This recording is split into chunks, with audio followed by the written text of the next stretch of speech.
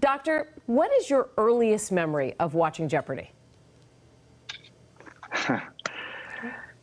You know, we watched this show when I was a kid. You know, my parents are immigrants to the country, and you know, there wasn't a lot of shows that we could really watch together that we did watch together. I think my parents, English is not their first language, so this was a show that I think kind of they got right away. I think their engineering background set them up well for some of the categories. Myself as a young kid at the time, you know, there were certain categories I was good at, and I just remember sitting around watching with my parents. I remember when they got VHS recorders. This is how far back we're going now. They would record Jeopardy, and then they would play it, you know, when friends came over and things like that. So I remember those sorts of competitive camaraderie sort of evenings with friends and family. When you tape it, though, isn't that somewhat cheating because you've already seen it? Right. I mean, don't you know? Yeah, we won't talk too much about that part, Doctor.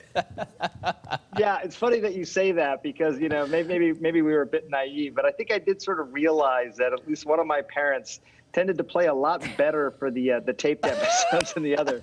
The assumption was that none of us had watched it, but I think you're right. That's funny. Doctor, being in hospitals, being on national television, I can't imagine that there's a lot that makes you nervous. But this would make me nervous, hosting Jeopardy. Were you nervous at all? I was very nervous. I mean, you know, part of it is just, you know, you're talking about one of the longest lived shows on television. It has these incredible traditions around it. Obviously, Alex Trebek, you know, he's one of these individuals in our society that, you know, really represented, you know, just integrity and honesty and data and facts and all of that. And, you know, that's who you think of. So it's quite humbling, really, to even be on the set. I think there's also, you know, you're on the set that you used to watch with your parents, you know, when you're a kid. That part of it is, it's kind of sentimental. It gets your chest a little tight, your stomach, you know. And I think the other part of it is just, you know, you guys are, you know this world.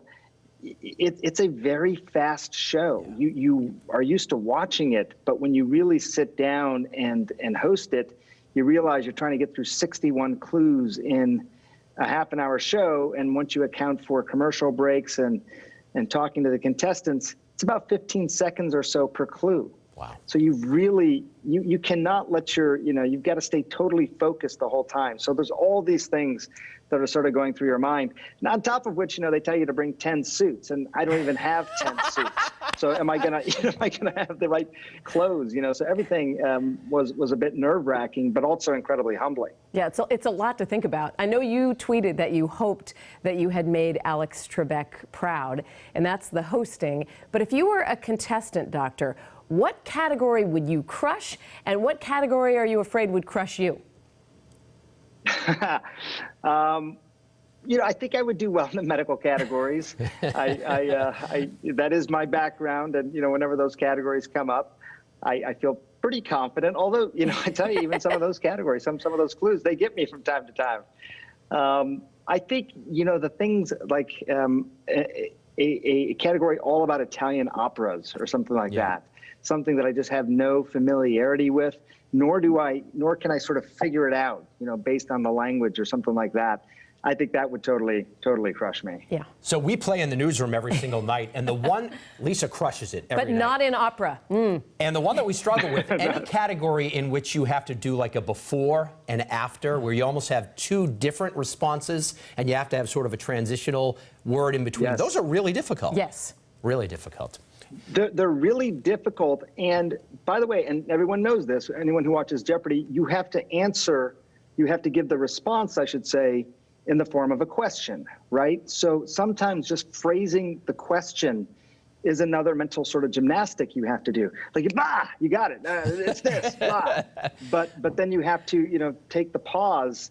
And I have to tell you, you know, again, as a host, you guys may know this, but if someone doesn't respond in the form of a question, that may be the trickiest thing, I think, for a host to really deal with. Yeah. And the reason is, first of all, you got to make sure that you've actually caught it, that they didn't do it.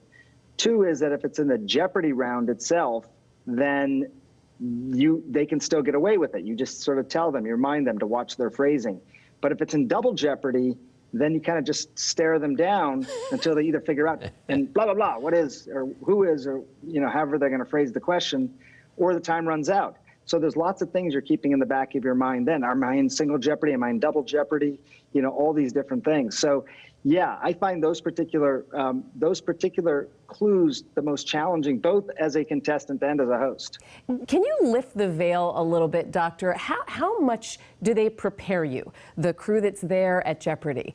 Because, they've had a number of guest hosts coming in, and so you're landing in this environment that you love, but that is new to you. So how do they get you ready for the show? Well, they're incredible. They really are, because I think that there may be a tendency, especially for people who've done television before, to think, this is another television sort of thing.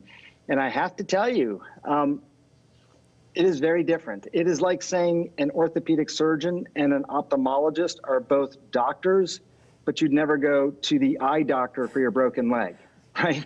I mean, it's that different in terms of TV jobs. So they really have to, in some ways, unteach some of the habits that you have from a different form of television and get you into the pattern of this television. So, but they're incredible. They really just talk you through the paces. It's a procedural show. It's 12 and a half steps from the time your first step hits the step in the back of the stage and to the time you get to your first mark. 3.5 steps back to the lectern. You got to be reading the categories at this point. You got to thank you over here. You're talking to the camera there.